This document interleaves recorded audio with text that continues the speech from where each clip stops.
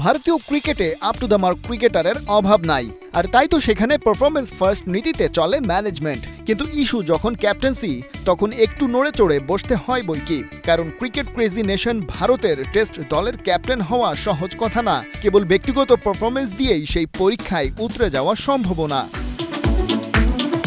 তার উপর সামনে যখন বিরাট কোহলি, রোহিত শর্মা কিংবা MS ধোনির মতো সুপার ক্যাপ্টেন তৈরি করে রেখেছেন দৃষ্টান্ত, তখন নতুন কারো জন্য কাজটা হয়ে যায় আরও কঠিন। তবে পারফরমেন্সের বিচারটা তো করতেই হয়, আর সেক্ষেত্রে অনেকের চোখে টিম ইন্ডিয়ার পরবর্তী টেস্ট ক্যাপ্টেন হতে পারেন জসপ্রীত বুমরা।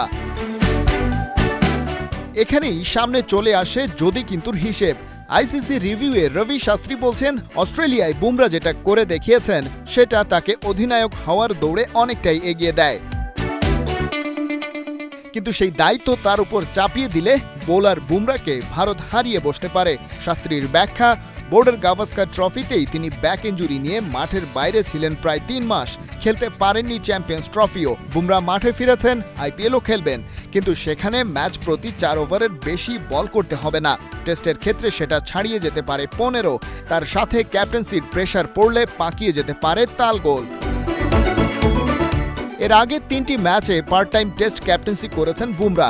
অস্ট্রেলিয়ার বিপক্ষে ঐতিহাসিক সেই 295 রানের বিশাল জয় ছাড়া বাকি 2 ম্যাচেই হেরেছে টিম ইন্ডিয়া। অভিজ্ঞতা খুব একটা সুখকর নয়। তাহলে প্রশ্ন হলো, বিকল্প কে? কিছুটা আভাস পাওয়া যায় ভারতের আরেক লেজেন্ডারি ক্রিকেটার সুনীল গাভাস্কারের কথায়। তিনি বলছেন, কোহলি, রোহিত কিংবা ধোনির জায়গাটা কে ঠিকঠাক নিতে পারবেন সেটা বুঝতে আরও বছর 2 অপেক্ষা করা চাই। তবে হাতে থাকছে 3টা অপশন: শুভমান গিল, শ্রেয়াস আয়ার আর ঋষভ পান্ট। অভিজ্ঞতা আর পারফরমেন্সের ধারাবাহিকতা এক্ষেত্রে পেয়েছে প্রাধান্য। শাস্ত্রী অবশ্য আয়ারের সম্ভাবনা খারিজ করে দিয়েছেন। তার মত, ঋষভ পান্ট ভালো অপশন, তবে সবচেয়ে ভালো বিকল্প এই মুহূর্তে শুভমান গিল।